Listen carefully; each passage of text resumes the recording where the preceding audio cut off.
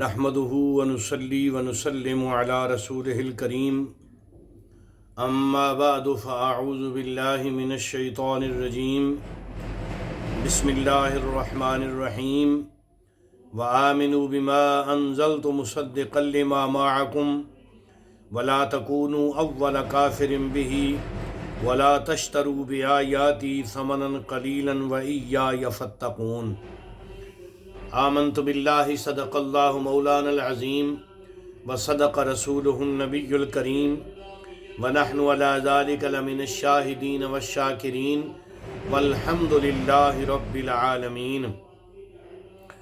وقال اللہ تبارک وتعالی فی شان حبیبہ ومحبوبہ ومطلوبہ ومقصودہ وموجودہ صلی اللہ تعالی علیہ وسلم مخبرا وآمرا ان اللہ وملائکتہ یصلون علی النبی یا ایہا الذین آمنوا صلوا علیہ وسلموا تسلیما۔ الصلاۃ والسلام علیک یا سیدی یا رسول اللہ وعلی آلک واصحابک یا سیدی یا حبیب اللہ۔ الصلاۃ والسلام علیک یا سیدی یا نبی الحرمین وعلی آلک واصحابک یا سیدی یا امام القبلتین ویا وسیلتنا فی الدارین ادرکنی ادرکنی ادرکنی یا رسول اللہ صلی اللہ تعالی علیہ وسلم بفضل اللہ تعالی۔ اللہ تبارک و تعالی کی حمد و ثنا کے بعد انتہائی واجب الاحترام بزرگوں، دوستوں، نوجوان ساتھیوں، عزیز بچوں، اللہ تبارک و تعالی کی توفیق سے آج بھی تیسرے دن آپ حضرات کی خدمت میں قرآن مجید فرقان حمید پارہ نمبر 1 سورۃ البقرہ کی آیت نمبر 41 تلاوت کرنے کا شرف حاصل کیا ہے۔ دعا فرماؤ کہ رب کائنات بطفیل رسول کریم صلی اللہ تعالیٰ علیہ وآلہ وسلم میری زبان پر کلمہ حق جاری فرمائے اور ہم سب کو یہ حق کہنے، سننے، سمجھنے کے بعد اس پر عمل کی توفیق عطا فرمائے اور ہم سب کے لیے اور ہم سب کے ماں باپ کے لیے ذریعہ نجات و مغفرت بنائے۔ تو اللہ پاک نے ارشاد فرمایا، یہ میرے ہاتھ میں تفسیر عثمانی ہے، دیوبندیوں کے شیخ الاسلام، شیخ القرآن، شیخ الحدیث مولانا شبیر احمد عثمانی وہ کیا نقل کرتے ہیں؟ وآمنوا اور ایمان لاؤ، بما انزلت اس کتاب کو جو میں نے اتاری، صحیح بنانے والی، مصدقا لما معکم صحیح بنانے والی اس کتاب کو جو تمہارے پاس ہے، ولا تکونوا اول کافر بہ اور مت ہو سب میں اول منکر اس کے، ولا تشتروا بآیاتی ثمنا قلیلا اور میری آیتوں پر مول تھوڑا، اور وإیای فاتقون اور مجھ ہی سے بچتے رہو، اور نہ لو میری آیتوں پر مول تھوڑا اور مجھ ہی سے بچتے رہو۔ تو اس آیت کریمہ کی تفسیر میں عثمانی صاحب کیا نقل کرتے ہیں؟ تورات میں بتا دیا گیا تھا کہ جو نبی آئے اگر تورات کی تصدیق کرے تو اس کو جانو سچا ہے، نہیں تو جھوٹا ہے۔ جاننا چاہیے کہ احکام قرآنی اور احکام قرآنی دربارہ اعتقادات اور اخبار انبیاء علیہ الصلاۃ والسلام و احوال آخرت و اوامر و نواہی تورات وغیرہ کتب سابقہ کے موافق ہیں۔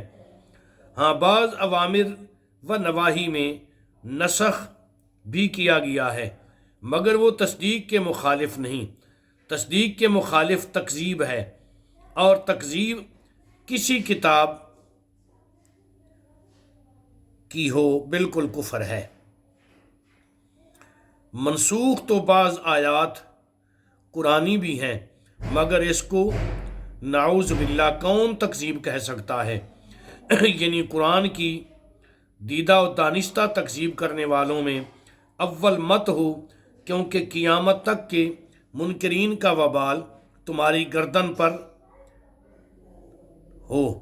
اور مشرکین مکہ نے جو انکار کیا ہے وہ جہل اور بے خبری کے سبب کیا ہے، دیدہ و دانستہ ہرگز نہ تھا، اس میں تو اول تم ہی ہوگے، اور یہ کفر پہلے کفر سے سخت ہے۔ تو یہ آپ نے عثمانی صاحب کی تفسیر کو ملاحظہ فرمایا۔ اب گرامی قدر یہ میرے ہاتھ میں تفسیر صنائی، غیر مقلدین کے مناظر اسلام، غیر مقلدین کے شیخ القرآن، غیر مقلدین کے امام مولانا ثناء اللہ امرتسری، وہ کیا نقل کرتے ہیں؟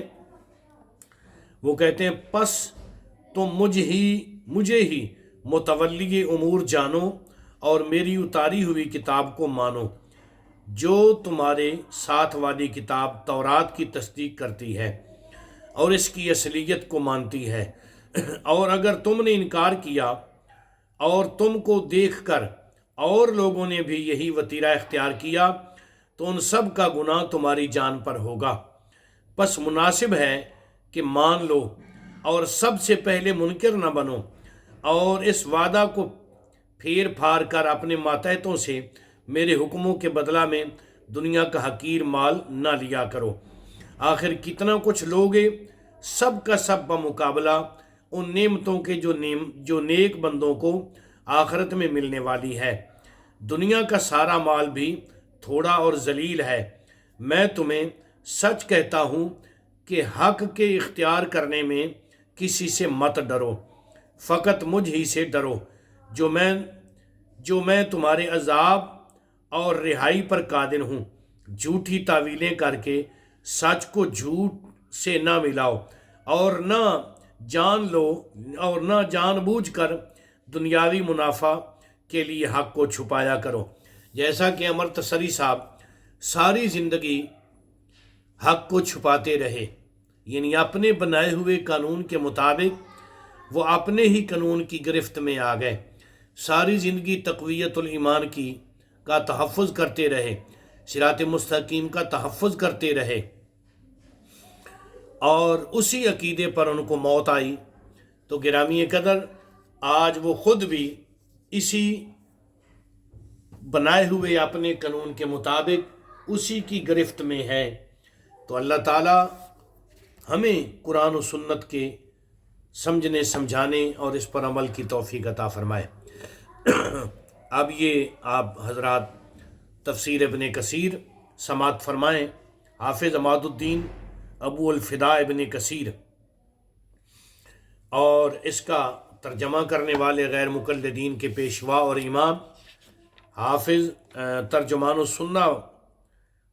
القرآن و سنہ مولانا محمد صاحب جونا گڑھی، غیر مقلدین کے پیشوا اور امام، وہ کیا نقل کرتے ہیں؟ قرآن کے ساتھ نصیحت حاصل کرنے، اس کے بتلائے ہوئے احکام کو ماننے اور اس کی رد کیے ہوئے کاموں سے رک جانے کی ہدایت کی گئی ہے۔ اس لیے اس کے بعد ہی فرمایا کہ تم اس قرآن حکیم پر ایمان لاؤ جو تمہاری کتاب کی بھی تصدیق اور تائید کرتا ہے، جسے لے کر وہ نبی آئے ہیں، جو امی ہیں، عربی ہیں، جو بشیر ہیں، جو نذیر ہیں، جو سراجم منیر ہیں، جن کا اسم شریف محمد صلی اللہ تعالیٰ علیہ وآلہ وسلم ہے، جو تورات اور انجیل کو سچ ماننے والے اور حق کو پھیلانے والے ہیں۔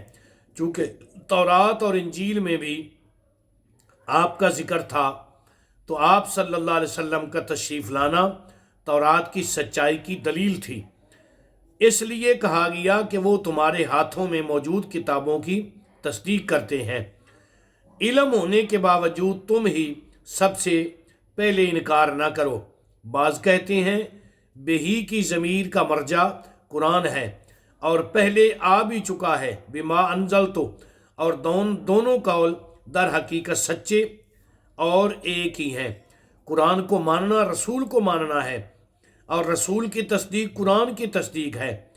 اول کافر سے مراد بنی اسرائیل کے اولین منکر ہیں، کیونکہ کفار قریش بھی انکار اور کفر کر چکے تھے، لہذا بنی اسرائیل کا انکار اہل کتاب میں سے پہلی جماعت کا انکار تھا، اس لیے انہیں اول کافر کہا گیا۔ ان کے پاس وہ علم تھا جو دوسروں کے پاس نہ تھا۔ میری آیتوں کے بدلے تھوڑا مول نہ لو، یعنی دنیا کے بدلے جو قلیل اور فانی ہے۔ میری آیات پر ایمان لانا اور میرے رسول صلی اللہ علیہ وسلم کی تصدیق کرنا نہ چھوڑو، اگرچہ دنیا ساری کی ساری بھی مل جائے، جب بھی وہ آخرت کے مقابلہ میں بہت تھوڑی ہے، اور یہ خود ان کی کتابوں میں بھی موجود ہے۔ سنن ابو داؤد میں رسول پاک صلی اللہ تعالیٰ علیہ وآلہ وسلم فرماتے ہیں، جو شخص اس علم کو جس سے اللہ کی رضامندی حاصل ہوئی ہے اس لیے سیکھے کہ اس سے دنیا کمائے، وہ قیامت کے روز جنت کی خوشبو تک نہ پائے گا۔ علم سکھانے کی اجرت بغیر مقرر کیے ہوئے لینا جائز ہے۔ اسی طرح علم سکھانے والے علماء کو بیت المال سے لینا بھی جائز ہے، تاکہ وہ خوشحال رہ سکیں اور اپنی ضروریات پوری کر سکیں۔ اگر بیت المال سے کچھ مال نہ ملتا ہو اور علم سکھانے کی وجہ سے کوئی کام دھندا بھی نہ کر سکتے ہوں تو پھر اجرت مقرر کر کے لینا بھی جائز ہے۔ اور امام مالک، امام شافعی، امام احمد علیہ رضوان اور جمہور علماء علیہ رحمہ کا یہی مذہب ہے۔